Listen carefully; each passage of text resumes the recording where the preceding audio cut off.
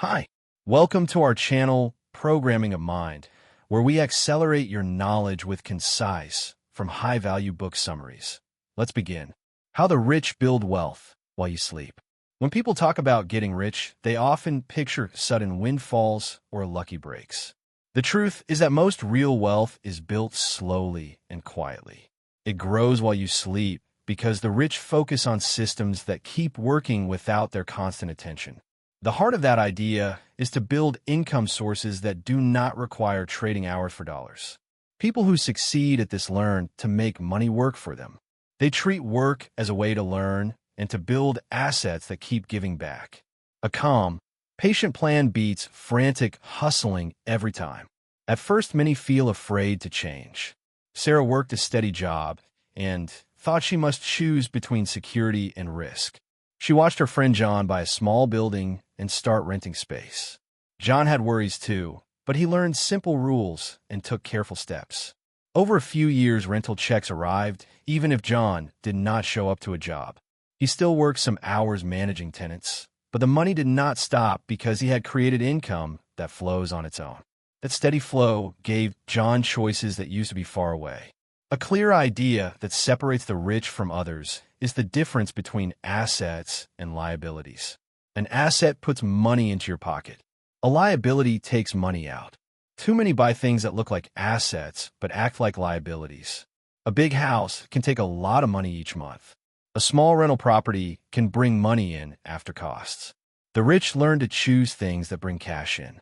They count how something affects their monthly cash flow before they buy it. They build a list of things that will keep paying them back. Learning to see assets takes practice. Michael studied numbers each month. He made a simple list of items he owned and wrote down how much each one paid or cost him. He stopped buying toys that looked good but drained his wallet. He kept a car he already owned and used spare money to buy a tiny shop that let him collect rent from a steady tenant. That rent paid his car repairs and a little more. The tiny shop did not seem like a big move, but month after month it added to his life. Small steps like that pile up into real change. Another key idea is cash flow. Cash flow is the net money that comes into your hands after bills are paid. The goal is to create more positive cash flow. A business, a rental, dividends from stocks, or royalties from something you made can all create cash flow. The rich often focus on the flow rather than the shiny headline price of something. Owning a piece of something small that pays each month is usually better than owning something expensive that never pays. Consistent money arriving is a stronger foundation than a single big number in a bank statement. A clear path to build cash flow is to understand how to make and keep passive income.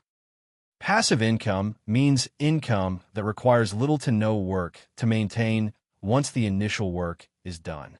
Writing a short guide and selling it online can bring money for years after the book is finished. Designing a rental property and finding good tenants can give steady rent each month. Building a small service business that someone else runs while you watch can also qualify. The rich treat the first heavy work as an investment. They do more to set up the stream and less to chase every dollar later. People fear risk and confuse risk with danger. Risk means the chance of change. It can be good or bad. The rich manage risk rather than avoid it. They spread it across different places. A single rental can fail, but several rentals in different neighborhoods lower the chance that all fail at once. Owning shares in many companies spreads the risk too. The right mix of education and quick feedback helps. Sarah learned by starting small. She bought one rental and learned lessons the hard way. After a while, she could buy more without repeating the same mistakes. Small, controlled risks build skill and confidence.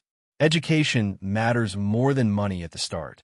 People who know how money works make better choices. They read numbers, study how taxes affect them, and learn simple laws that protect their income. That is different from school degrees. Financial education is about learning to read balance, cash flow, and legal rules that can save money. James used time on weekends to read and talk to people who had done what he wanted. He took notes and used that knowledge to set his next move. Over time, his choices became sharper and safer. A story helps. Mary wanted to start a small shop, but had no spare cash. She rented out a spare room in her house to raise the down payment. She learned to talk to tenants and to set rules that cut stress. After 1 year, she had enough to buy a small property. The property paid rent that covered the mortgage and gave her extra money. She then used that extra money to buy a second property. The first house that once felt like a burden turned into a tool that slowly changed her life.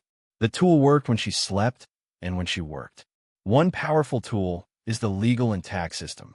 Laws offer ways to protect wealth and reduce taxes. The rich often use corporations or trusts to hold investments. These structures can lower taxes, provide liability protection, and make it easier to move money around. That may sound complex, but simple steps can start the process. A small company that holds rental property or a limited liability structure for a side business can save money and protect personal assets. Learning these tools and using them properly is part of financial education. Building real wealth also needs the right mindset. The rich think long-term. They plan for years and decades. They do not chase quick wins that disappear. They think like builders instead of shoppers. A builder puts pieces in place and waits for them to fit together. Anna spent time each year on her plan. She measured progress and adjusted. She kept a calm view when markets moved up and down. Her steady plan meant she could buy when prices were low and avoid panic when prices fell. Patience and planning matter more than a clever trick. Networks and people are often undervalued. The rich build relationships with people who know different parts of the game. A friend who is a good builder, a lawyer, or an accountant can make a big difference. They ask questions and find mentors. David joined a local group of small investors and learned from those who had experience. He saved time and money by following advice from people who had already learned lessons the hard way. The right network helps find deals, solve problems, and open doors to new chances. A key difference in how rich people think about work is that they use it to learn new skills. Work is not just for a paycheck. It is a way to grow abilities that later pay off bigger. Learning sales, management, and simple accounting can open doors to businesses and investments. People who gain these skills can do more than one job at a time. They can run a business while owning properties. They can understand terms and avoid traps. Skills are like tools that keep increasing in value as you use them. One common path to passive income is property. Real estate offers both rent and the chance for value to grow. It also carries work and responsibilities. The rich find ways to turn real estate into passive income by hiring people to manage the work. They also learn small strategies, buy in places with steady demand, keep costs low, and keep a buffer for repairs. Not every property is a winner. Careful choice and ongoing management matter. Real estate is a patient game. Gains build over years. When done right, rent checks start to arrive regularly. Another path is business ownership. Owning a small company that others run can create steady profits. The key is to make the business independent of any single person. Systems, processes, and managers let the business run without constant input. Paul started a cleaning company and trained a manager. Once the manager ran day-to-day tasks, Paul could focus on growth and buy another small company. Each business became a source of cash flow. He did not need to be present 24 hours a day for the money to come in. Investing in shares also brings passive income through dividends and long-term growth. Stocks represent small pieces of companies. A mix of many companies across sectors spreads risk. The rich often focus on companies that pay stable dividends and grow slowly and steadily. They buy when prices are low and hold for the long term. That mindset lets compound returns work over many years. Compound means that money earned also earns more money. Small, steady returns grow large with time. Royalties and intellectual property provide another sleep-time income source. Creating something once and selling it many times is powerful. A song, a piece of software, or a manual can keep earning after the first work is done. The trick is to create something people want and to protect it legally. The effort to design and start the product can be heavy up front, but light later. Over time, these royalties can add to the other income streams and make life more flexible. The rich also understand the value of debt when used well. Many fear any debt, but debt can be a tool. Good debt is money borrowed to buy assets that pay more than the cost of the loan. A mortgage on a rental that brings more rent than mortgage payments is an example. Bad debt is buying items that lose value and cost interest. The rich learn to use low-cost, well-structured debt to buy assets that grow cash flow and value. The key is careful calculation and risk management. Insurance and protection matter too. Owning assets brings new risks. Insurance protects against big losses. The rich make sure their main assets are protected and that they do not put all savings at risk in one place. They plan for emergencies with a buffer of cash for repairs or changes.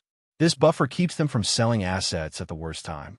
A calm plan includes safety nets so that temporary setbacks do not become permanent losses. A steady habit is to track money closely. The rich know where every dollar goes. They use simple sheets or apps to record income and costs. That helps spot small leaks and unnecessary expenses. Cutting small costs can free money to buy more assets. Over time, the saving adds up. People who ignore numbers can miss chances to grow. A clear view of cash lets good choices appear and bad habits disappear. Thank you for listening, and please like the video and subscribe for more great upcoming content that will put you in top 1% people in the world.